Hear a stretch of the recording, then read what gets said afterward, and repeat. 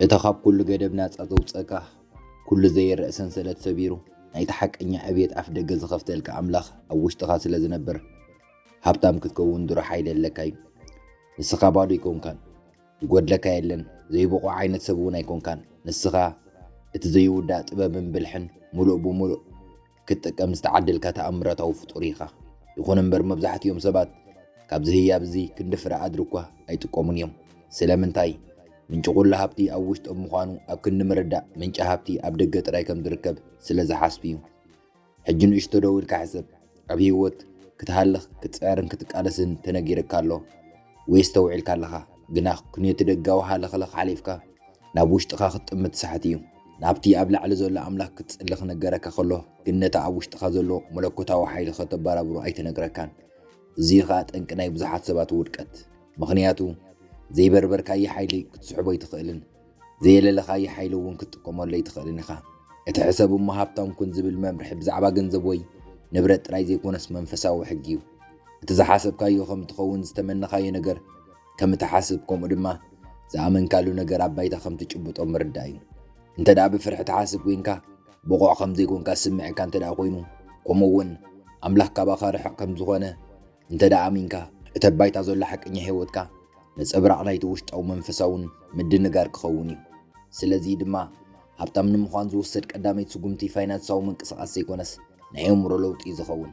اتلوط دما كاب املاخ زرحك خم زي كونكا بمقبالي يمر نسخا برخت كوردل كايدكا اتاميركا تصبل ماني كونكان نسخا نتناي فتار راي ام مدري كتقلص تلاخكا يخا نغزا رسخا كم تصباي زي كونس كم حدا فولي نغر كغبر زخل عين سب غيركا كتريا متجمركا كل نغر كغير يجمر هابت مهدان تحدغمو مسابت تسماما بقعتكا بافكا تغلص مصعار غديفكا نتزلكا خبرتات بتكبار كترغاغ تجمر بزعبا مصايخا مطرطار غديفكا بتنقاقا تانصو تجمر እዚ ትዕቢት ወይ ጃሃራ ከይመስለካ ናይ መፍጣርካ ዕላማን ሓላፍነትዩ ንስኻ ኣብዚ ምድሪ ዝተፈጠርካ ብህይወት ንኽትጸንሕ ጥራይ ኣይኮነን ንስኻ ናብዚ ምድሪ ዝተለኣካ ክትሃንጽ ክትፈጥር ንሰባት ከተተባብዕን ክትዕወትን እዩ እቲ ኣምላኽ ዝሃበካ ዘይውዳእ ጥበብ ኣብ ውሽጥኻ ስለ ዘሎ ዓወትካ ኣብ ጥርጥር ዝኣቱ ጥራይ ዘይኮነስ ግዴታ እዩ ሕጂ ናብቲ ግብራዊ ስጉምቲ ንመለስ እቲ ውሽጥኻ ዘሎ ኣምላኽ መፍትሒ ኩሉ ሃብቲ እንተዳሒዙ ከመይ ጌርካ ትጥቀመሉ ቀዳማይ እምነት ክህልወካ ኣለዎ ተራ እምነት ዘይኮነስ ሓቀኛ ዕላማ ዘለዎ እምነት እተብልብኻ ዘሎ ባህጊ ቅዱስን ካብ ኣምላኽ ዝተዋህበን ምዃኑ ክትኣምን ኣለካ ባህጊ ተዋሂብካ እንተደኣ ኮይኑ ንሱ ባህጊ ጥራይ ዘይኮነስ መምርሒ ስለ ዝኾነ ንዕኡ ክትሰርሕ ግዴታ ኢኻ እዩ ግና እምነት ጥራይ እኹል ኣይኮነን ኣእምሮኻ ክትቆፃፀር ኣለካ ሓሳባትካ ዘርኢ ስለ ዝኾኑ ብጥንቃቐ ክትመርፆም ኣለካ ነፍሲ ወከፍ ሓሳብ ሱር ይሰድድ እሞ ጽቡቕ ወይ ሕማቕ ፍረ የፍሪ ሓሳባቱ ዘይቆፃፀር ሰብ ኣብ ሰንፈላል ክነብር ከሎ እቲ ናይ እምነት ናይ ሓይሊ ናይ ሃብትን ናይ ተኽእሎታትን ሓሳባት ዝመርፅ ሰብ ግን መንግስተ ሰማይ ኣብ ምድሪ ክሪኣ ይጅምር ናይ ውሽጢ ሓሳብካ ናይ መጻእ ማህፀን እዩ ኣብ ሓሳብካ ድኽነት ዘርኢኻ ኣብ ባንክኻ ገንዘብ ክትረክብ ኣይትኽእልን ኢኻ መዓልታውና ተጠራጠርካ እምነት ክትረክብ ኣይትኽእልን ብዛዕባ ሕፅረትን ስእነትን እናማራርካ ሃብቲ ክትስሕብ ኣይትኽእልን ኢኻ ስለዚ ኢኻ ናይ እምሮኻ ጎይታ ክትከውን ዝግበአካ ሃብቲ ከይሓዝካ ከለኻ ቅድሚ ኣብ እምሮኻ ሃብታም ክትከውን ኣለካ ሃብቲ ከይረኣኻ ከለኻ ቅድም ብዛዕባ ሃብቲ ክትዛረብ ኣለካ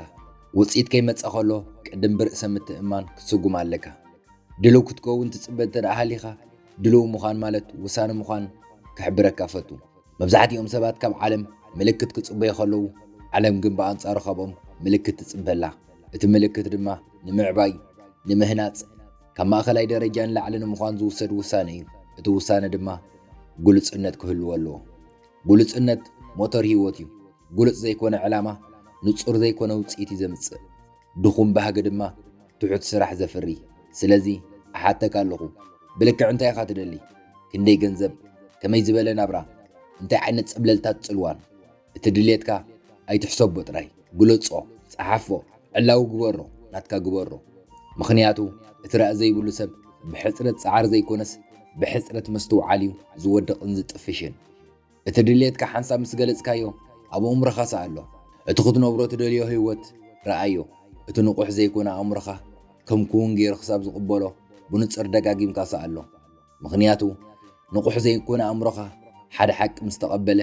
ንዕኡ ናብ ጭቡጥ ነገር ንምቕያር ተፈጥሮዊ ሓይልታት ከመንጩ ስለ ዝጅምር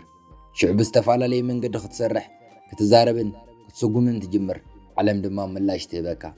እዚ ድማ እቲ ምስ ኣምላኽ ኮንካ ሓሲብካ ሃብታም እትኾነሉ መንገዲ ነፍሲ ወከፍ ናይ ዓወት ስጉምቲ ብመለኮታዊ ጥበብ ዝተመልአ እዩ ንበይንኻ ይኩንካን ብዘይ ሰዓር ሓይሊ ትምራሕን ትሕሎን ከም ዘለኻ እመን ግና ምስቲ ምንጭ ወትሮ ክትተሓሓዝ ኣለካ ከም ራድዮ ኣእምሮኻ ኣብቲ ናይ ዓወት መስመር ክትገብሮ ኣለካ ሓሳባትካ ብጥልመት ብፍርሒ ወይ ብሕፅረት ዝተመልአ እንተደኣ ኮይኑ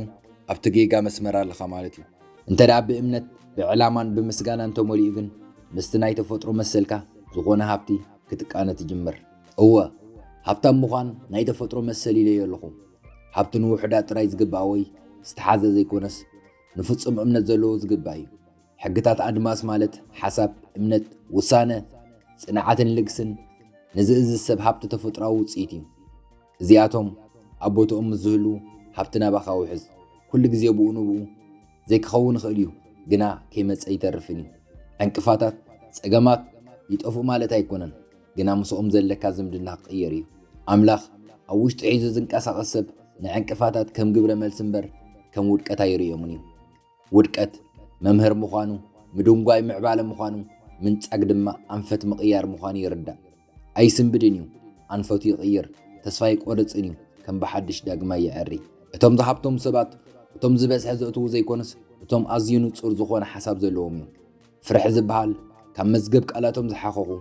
መዓልቶም ብጭንቀት ዘይኮነስ ብሓጎስ ብጸሎት ብኣወንታዊ ሓሳብ ከምኡውን ብውሳነ ዝጅምሩ እዮም ደረጃ ክሓፍ ከተብሎ ኣለካ ካብ ድቃስካ እትትስእሉ መንገዲ እትዛረበሉ መንገዲ ኣብ ዝኾነ ቦታ ትስጉመሉ መንገዲ ኩሉ ነቲ ክትኮነ ዝወሰንካዮ መንነት ዝውክል ክኸውን ኣለዎ እቲ ትኾነ መንነት ከመይ ዝበለ እዩ ንሱ ትኹረት ዘለዎ ዝገብሮ ዝፈልጥ እሙን ለጋስ ስነ ስርዓት ዘለዎ ተባዕን ሓያልን እዩ ንሱ በቲ ኣብ ውሽጡ ዘሎ ኣምላኽ ዝሓስብን ሃብታም ዝኸውንን ሰብ እዩ ዓወቱ ምእንቲ ርእሱ ጥራይ ዘይኮነስ ንብዙሓት ዝጸልውን ዝባረኽን እዩ ዓወትካ ብዛዕባኻ ጥራይ ዘይኮነስ ብዛዕባቶም ብዓወትካ ዝድርኹ ዝጽለውን ዝለዓዓሉን ብዙሓት ሰባት እውን እዩ ምስ ዲስፕሊንካ ዝተኣሳሰር ምንባር ኣሎ ምስ ምእዙዝነትካ ዝተሓሓስ ዕንቅፋትን ምፍንጣሕን ኣሎ ኣምላኽ ኣብ ውሽጥኻ ዘቐመጦ ንምእማን ምስ ዘለካ ፈቓደኝን ዝተኣሳሰረ ሓድጊ ኣሎ ስለዚ ብዛዕባ ትዕቢት ኢጎ ዘይኮነስ እዚ ብዛዕባ ሓላፍነት እዩ ቀዳምነት ክትሕልዎ ዘለካ ድማ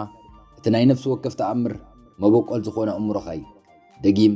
ንእሽቶ ክትሓስብ የብልካን ተወውበኻ ክትሓቢ የብልካን ደረት ብዘቐምጡ ሓሶታት ክትመርኮስ ክትግዛእን የብልካን ካብዚ ሰዓት እዚ ጀሚርካ ንስኻ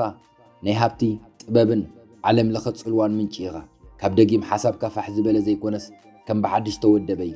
ካብ ደጊም ስጉምትኻ ዝመፀ ምፃእ ዘይኮነስ ኮነ ተባሂሉ ዝፍጸም ዝተሓስበሉ እዩ ካብ ደጊም ስምዒትካ ዘይርጉእ ዘይኮነስ ኣብ እምነት ዝተሰረተ እዩ እዚ እቲ ሓድሽ መንነትካ እዩ እዚ ሓድሽ መንነትካ እዚ ድማ ዘይዕገት እዩ ስለዚ ሎሚ ጀምር ሕጂ ጀምር ንጹር ኩን ብትብዓት ሕሰብ ራእይኻ ጽሓፍ መንነትካ ዕላው ግበር ዓወትካ ኣረጋግጽ ውፅኢትካ ብኣእምሮኻ ሰኣሎ መዓልታዊ ስጉምቲ ውሰድ ብዘይ ፍርሒ ሃብ እሞ ብዘይ ስክፍታ ውሰድ ሕጂ መን ምዃንካ ዕላውኻ ገበርካ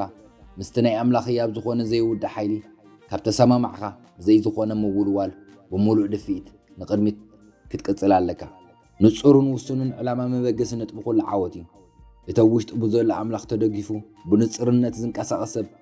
ወላ ሓደ ብቅድሚቱ ኮይኑ ክዓክቶ ዘይክእል ሓያል ሰብ እዩ እስከ ኻሓተካ እቲ ውሳነ ዓብ ዕላማኻ እንታይ እዩ ብሓደ ቃል ክትገልጾ ትኽእል ዶ ብእምነት ዓወልካ ክትዛረብ ትኽእል ዶ ምኽንያቱ ዕላማኻ ትገልጾ እንተደኣ ዘይክእልካ ንስኻ እንዳ ዓበኻ ዘይኮንካ ትኸይድ ዘለኻ እንዳ ፈረስካ ኢኻ ትኸይድ ዘለኻ ዕላማ ዘይብሉ ሰብ ምስ ማዕበል ኣጀንዳታት ካልኦት ሰባትን ደጋዊ ኩነታትን ዝለዋወጥ ሰብ እዩ እቶም ውሽጡ ብዘሎ ድሌት ተደሪኹ ውሱን ዕላማ ዘለዎ ሰብ ግን ኣብዛ ብተበለፅቲ ዝተመልአት ዓለም ብሉፅን ሓራን ዝኾነ ህይወት መርሕ ዕላማኻ ዕብየት ክጠልብ እዩ ትብዓት ክጠልብ እዩ ግን ድማ ኣብ ውሽጥኻ ዘይፈለጥካዮ ሓይልን ጉልበትን ከመንጭወልካ እዩ እቲ ሒዝካዮ ዘለኻ ትኽክለኛ ዕላማ ምዃኑ ከመይ ጌረ ክፈልጥ እኽእል ኢልካ ተሓትት ትኸውን መልሱ ድማ እዚ እዩ ሓቀኛ ዕላማኻ ተብ ዝኾነ ይኹን ህሞት ክሓድገካ ዘይክእል እዩ ኣብ ፍርቂ ለይቲ ክትሰርሕ ካብ ድቃስካ የበራብረካ ካልኦት ክደኽሙን ከንጾርጾሩን ክትርኢ ከለኻ ናትካ ዕላማ ግን ንነብስኻ የነቃቕሖ። ዕላማኻ ብስትራቴጂ ቅርጽን ክምራሕ ኣለዎ። ጸሓፎ፣ መደብ ሓንጽጸሉ፣ ናብ ተግባራት ክፋፍሎ። ደጊም ብኣጋጣሚ ትነብረሉ ካልእ መዓልቲ ክህሉ ከተፈቅድ የብልካን። ኣምላኽ ፍጹም እዩ፣ ንሱ ልክዕ እዩ፣ ንሱ ፈጣሪ እዩ፣ ንስኻ ድማ ብኣምሳሉ ዝተፈጠርካ ኢኻ። ኣብ መንጎ ትምኒትን ዓውትን ዘሎ እንኮፍሊ ስትራቴጂ እዩ። ስትራቴጂ ዝተሓላለኸን ከቢድን ዘይኮነስ ብቐሊሉ ናብቲ ዝተፈጠርካሉ ዕላማ ዘብጽሕ ተኸታታሊ ብልሓትን ቀጻሊ ተግባራትን እዩ። ኩሉ ነገራት ብሓንሳብ ክትገብር ኣየድልየካን እዩ። ሕጂ እንታይ ክትገብር ከም ዘለካ ክትፈልጥን ድሕሪኡ ብጽቡቕ ክትገብሮን ጥራይ ዘድልየካ። ጉልበትካ ብግቡእ ክትጥቀመሉ ኣለካ። ምክንያቱ ፋሕ ዝበለ ጻዕሪ ፋሕ ዝበለ ውፅኢት ስለ ዘምጽእ፣ ትኹረት ዘለዎ እምነት ግን ዕጽፊ ውፅኢት የፍሪ። እቲ ውሳነ ዘይብሉ ሰብ ከም ክልተ ኣእምሮ ዘለዎ ሰብ እዩ። ከምዚ ዝበለ ሰብ ኣብ ኩሉ መንገዲ ዘይርጉእን ሰንፈላለን እዩ። ሃብቲ ናብ ዝተዳነገረ ይመጽእ። ዓወት ናይቶም ዝዋላወሎ ኣይኮነን። ሓይሊ ኣብ ልብቶም ዘይርግፀኛታት ኣይሓድርን። ንስኻ ብቁልጡፍ ዝውስንን ቀሲሉ ዝልወጥን ዓይነት ሰብ ክትከውን ኣለካ። ምክንያቱ ውሳነ ርእሰን ተኣማንነትካ እተርእየሉ መሳርሒ ስለ ዝኾነ። ንጹር ውሳነ ብዝወሰድካሉ ቁፅር ንህይወትካ መን ምዃንካ እፈልጥ እየ፣ እንታይ ከም ዝደሊ እፈልጥ እየ፣ ዘድልየኒ ነገር ድማ እናኸድኩ ከለኹ ከም ዝግለጸሊ ይኣምን እየ ትብል ኣለኻ። ከምዚ ዝብሉ ሰባት ውሕዳትን ሃብታማትን ዝኾኑ ዓይነት ሰባት እዮም። ንኽትወስን ፍጹም ኩነታት ኣይትጸበ። ኩሉ ሰብ ክሰማማዕ ኣይትጸበ። ነቲ መንነትካ ዘኽብር ውሳነ ውሰድ እሞ ድሮ ከም ዝተፈጸመ ጌርካ ስራሕ። እወ ዓለም ክትብድህካ ንድሕሪት ክትመልሰካን እያ። ግና እቲ ብዕላማ ተደጊፉ ጸሎትን እምነትን ሓይሉ ገይሩ ዝተበገሰ ሰብ ክሰዓር ኣይክእልን እዩ። ምክንያቱ ንሱ ኣብ ግዳማዊ ድርኺት ዘይኮነስ ኣብ ውሽጡ ብዝምንጭ ሓይሊ ስለ ዝለዓዓል። ካብ ውሽጥኻ ምስ ትድረኽ ካልኦት ክደኽሙ ከለዉ ንስኻ ግን ጌና ዘይውዳእ ቀረብ ኣለካ። ካልኦት ኣብ ቀዳማይ ምልክት ጸገም ክቋርጹ ከለዉ ንስኻ ግን ጸገም ምልክት ዕብየት ምዃኑ፣ ተቃውሞ ኣብ መንገድኻ ከም ዘለኻ መረጋገፂ ምዃኑ፣ ብድንጓይ ከዓ ምንጻግ ዘይኮነስ ዓወትካ ከም ዝቐረበ ምልክት ምዃኑ ተኣምን። ነቲ መስራሕ ክትፈትዎ፣ ነቲ ተቃውሞ ክትባርኾ፣ ንነፍሲ ወከፍ ዕንቅፋት ከዓ ከም ቅዱስ ክትሪኦ ክትመሃር ኣለካ። ምክንያቱ ኩሉ ነገር ወላ ተቓንዛ ወላ ትስቕታ ወላቶም ምንም ትሰርሕ ከም ዘየለኻ ዘመልክቱ ወቕትታት ንጽቡቕካ ሰርሑ እዮም ዘለዉ። እቲ ናይ ሓቂ ስራሕ ዝሰርሕ ዘሎ ሽዑ እዩ። እቲ ናይ ብሓቂ ስራሕ ዝስራሕ ዘሎ ሽዑ እዩ። ነቲ መስርሕ እንተ ደኣ ኣሚንካሉ ድማ ዓስበኻ ካብቲ ዝገመትካየን ላዕሊ ክኸውን እዩ። ሕጂ ኸ ብዛዕባ ምስ ገንዘብ ዘለካ ምትእሳር ክዛረበካ። ምክንያቱ መብዛሕትኦም ሰባት ገንዘብ ርክሰት እዩ ዝብል ንበረከቶም ዝዓግድ ዝወረስዎ ኣጉል እምነት ኣለዎም። ገንዘብ ክፉእ ዘይኮነስ፣ ገንዘብ ርኹስ ዘይኮነስ፣ ገንዘብ ካብ ኣምላኽ ዘርሕቐካ ዘይኮነስ፣ ገንዘብ መሳርሒኻ ኣገልጋሊኻ ጥራይ እዩ። ገንዘብ ንስድራ ቤታት ይምግብ፣ ንማሕበረሰባት ይፍውስ፣ ትውልድታት ድማ ፈጥር። ስለምንታይ ኢኻ ደኣ ገንዘብ ክትውንኖ ትፈርሕ ዘለኻ? ደቂ ሰባት ካብ ድኽነት ንኸይወፁ ዝተነግሮም ዝዓበየ ሓሶት ሃብቲ ናይ ጽድቂ መገዲ ይኮነን ዝብል እዩ። ሓቂ ግን እዚ እዩ። ሓደ ሰብ ሃብታም ምስ ዝኸውን ሃብቱ ስለ ዘዋፈሮ ክንዮ ቤተሰቡን ከባቢኡን ንሃገሩን ዓለምን ይልውጥ። ንመፍትሕታት ገንዘብ የውፅእ፣ ንዝተጸጎሙ ሕግዝ፣ ካልኦት እውን ክለዓሉ ከም ዝኽእሉ ንኸኣምኑ የነቃቕሖም። ክቡር ወይ ድማ ፋይዳ ዘለካ ሰብ ብዝኾንካ መጠን ብዘይ ውጥረት ገንዘብ ክትረክብ ትጅምር። ክብሪ ንምፍጣር ዝሓየለ መንገድኻ ጸገማትካ ብገዛእ ርእስኻ ምፍታሕ እዩ። እቲ ጸገማት ዝፈትሕ ሰብ እቲ ሃብቲ ዝውንን ሰብ እዩ። ስለዚ ኣእምሮኻ ዕንቅፋታት ጥራይ ዘይኮነስ መፍትሕታት ክርኢ ከተላማሙድ ኣለካ። ኣብ ነብሲ ወከፍ ዘጋጥመካ ብድሆ ናብ ሃብቲ ናብ ተዓወት ዝወስድ ማዕጾ ኣሎ። እዚ ክትኣምን ኣለካ። ንስኻ ጸገም ፈታሒ ኢኻ፣ ንስኻ መራሒ ኢኻ፣ ንስኻ ሓሳቢ ኢኻ። ንስኻ ኣብ ዓለም ዘለኻ ንገንዘብ ክትሰርሕ ኢልካ ጥራይ ኣይኮንካን። ንስኻ ሲስተማት ክትነድፍ፣ ትካላት ክትሃንጽ፣ ክትምህዝ፣ ክትጽሕፍ፣ ክትዛረብ፣ ከተሰልጥን ክትመርሕን ኢኻ ኣብዚ ዘለኻ። ዕላማኻ ብዘይገድስ ግን እቶም ብተደጋጋሚ እትኸደሎም ቦታታት፣ እትሳተፎም ዕላላት፣ እትደጋግሞም ልምድታት እዚኦም ኩነታትካ ዝፈጥሩ እዮም። ኩነታትካ ድማ ኣብ ዕብየትካ ጽልዋ ኣለዎ። ኣብ ድኻ ተሓሳስባ ዝመልኦ ከባቢ ኮይንካ ሃብታም ክትከውን ኣይትኽእልን። ፍርሒ፣ ሕሜታ፣ ትህኪትን ጠርጣርን ክትሰምዕ እናወዓልካ ሃብታም ክትከውን ኣይትኽእልን። ስለዚ ምስ ብዛዕባ ሓሳባትን ሓደሽቲ ነገራትን ዝዛረቡ ሰባት ኩን። ኣእምሮኻ ዘስፍሕ መጽሓፍ ተንብብ፣ ንመንፈስካ ዘወዓውዕ ትምህርትታት ውሰድ። እቲ ትእትዎ ነገር ውሽጣዊ ዓለምካ ስለ ዝኾነ እትከታተሎ፣ እትሰምዖ፣ እትሪኦን ነገራት ተቆጻጸር። ምናልባት ኣብ ከባቢኻ ኸማኻ ዝኣምን ሰብ انت دا زي هاليو دما نسخا مريح وين كان منقسقاش جمر مس أملاخ استأساسر سب كل نجار كغير كم زغل مرتعن مرأيان كن نسخان دحريت أي ترف كان أي دونغو خان أي تعقد كان اتصاوعد كان ما نتصريو تنس زلع على حسب هبتام كين كان نبر ببزحها هاب بقولت أفوسن بتبعات تنقسقس مغنياتو مس أملاخ كل كاليو حجي رأيخا ندقنا تصحفو قنا زي جبت قورو شتاتات كان دقنا قمت قنا نخطبو صحم من لعالي هالخا ندقنا اتحق تزارب قن بحشوقتا زي كونس بعوتا تزارب أما دب كادما ندقنا سرح قن بزي زخوانا مول واليخون نهابتا مسب كابترا سب زفليو بلحي كإلت وي عدل زي كونس منفساو صنعاتيو سأقام بزلو اوان كم من قد خايو وصخا ناي مقصال وسانه رقص نيت تحوت ابزخون اللوان بامنت ناي مقعز وسانه نتزير حلمخا كم تجبط ناي مأمان وساني اذا امنت اذا دما بكل ነገር ይዝህነጽ ማለት بصبق ነገራት راي زي كونس بعنقفاتات بسقتام بتسفان مصباي ይዝህነጽ ምክንያቱ كل خم تقاوم سمعك ነገር مبزحتي ግዜ ናይ ምድንጋር ፈተና ስለ ዝኸውን ምጽራይ ድማ ነቲ ሓቀኛ ሃብቲ ቦታ ይፈጥሪ እቲ ኣብ ግዜ ቅልውላው ዘይውዳእ እቲ ብዋጋ ወሰኽ ክጎድል ዘይክእል እቲ ካብ ናትካ ዕድመ ህይወትን ላዕሊ ጽንሕ ናብ ወለደታት ዝሰግር ሃብቲ ይፈጥር ምክንያቱ እቶም ኣብ ዓለም ዝሃብቶም ሰባት ክንደይ ገንዘብ ከም ዝወነኑ ዘይኮነስ ክንደይ ከም ዝሃነጹ ክንደይ ኣወንታዊ ጽልዋ ከም ዝገበሩን ክንደይ ከም ዝቀየሩን ክንደይ ከም ዘገልገሉን እዮም ዝሓስቡ ስለዚ بحق هبتام كتكون انت دا عدليخا اتوش تخازو لأملاخ نقول له من قصاصات كان مرحكا نسخة خابت جنزب السرح سبني لعلق تكون لك حقازي من محدري أبزاءته كله بتعزلوت زسول لعين السب تكون لك أوش تخا تزي جاجا ملوكوتا وحيلي حسكاس لزلخا نب حدا بوتا خطأت تخلخا بين خايكون كان حسابك خطأ الربع كلخا بين خايكون كان تزارب زلخا وسان خطوسر كلخا بين خايكون كان تمرد زلخا نسخا كل جزء بتفصم زي جاجا دمس تمرح لخا تدمس دما أبج أوج أوضا زي كونس أبهد أتي زركب سلازي سلام كان أخت حلو كباق قلبه خاص سرق ونجارات كترحق علىك تناوش تقادم سي زيادة عوت بزخون كامتن أمنا جزء رسخ حيلي كتمركوس زيادة كحيلكاي سلازي مبزحتي جزينا وش تقاتم ملس نحلنا خدامتس زد ما كوتا يترسع أب عالم زلو كل نجار بفصمنا تملك كوتا وممرحي كتك أيك إلني إذا مالت دمايو تي أوش تخمس زول أملاخ حسبوا ما هبتم زبل ممرحي إذا بزعب عدل يكونن بزعب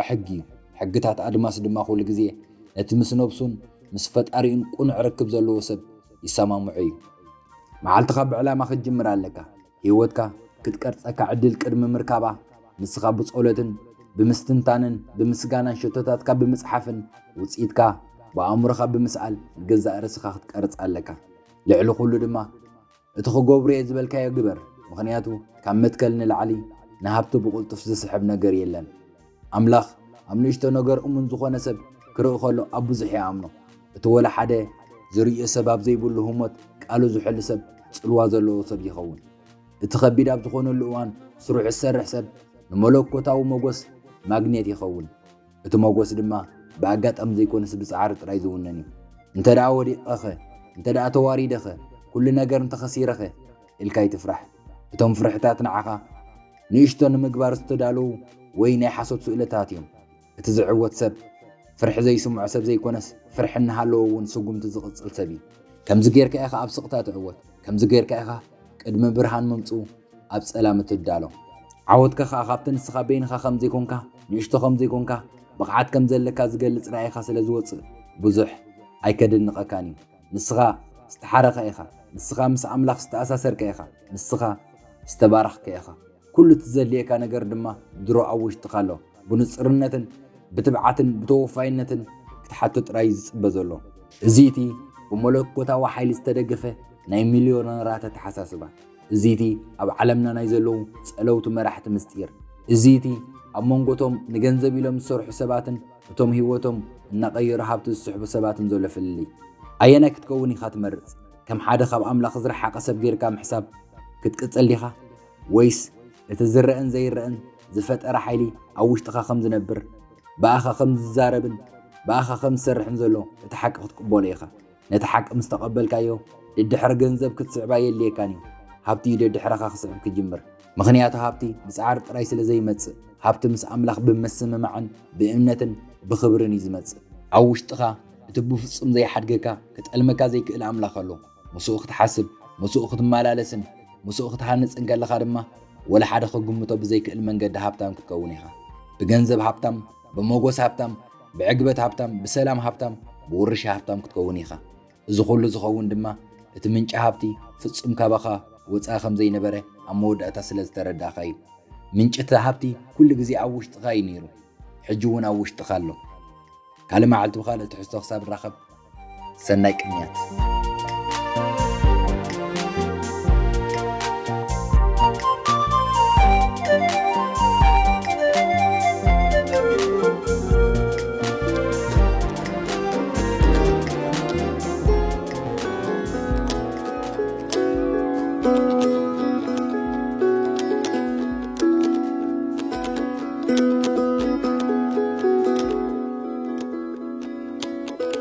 أنت عباي ورحي بزحات كواخبتي صرناي سلام مبرهتناي ليتي شفان عيني غنتي توم زوجدون سلمات ورحن كواخبتناي تفرفتورا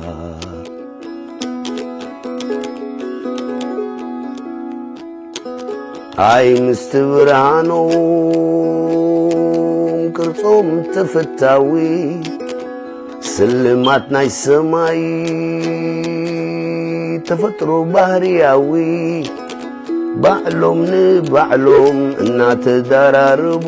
ነዛ ጸልማት መሬት ብርሃኖም ይህቡ ብርሃኖም ይህቡ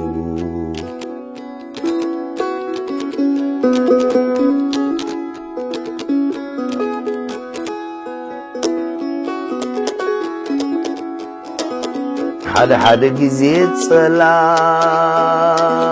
دبنا يشفنهم يتارطرو خايلهم قد تبلوم والتنا بنفاس تنتيقو مستدف أدبنا تسلمهم تريهم كتنو ببانا كتنو نبانا أنت عباي ورحي بزوحات كواخبتي صرناي سلام مبرهتناي ليتي شفان عيني غنتي توم زوجدون سلمات ورحن كواخبتناي تفرفتورا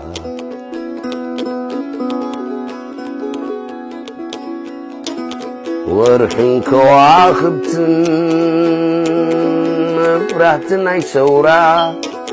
ناي زازباد مريت متشوتي إريترا والتا ناي حفاش قمجاوين تقالستي منش ناي برهانا نصوم يوم كواخبتي نصوم يوم توم مبرهتي والتا ناي حفاش قمجاوين تقالستي منش ناي برهانا نصوم يوم كواخبتي نصوم يوم توم مبرهتي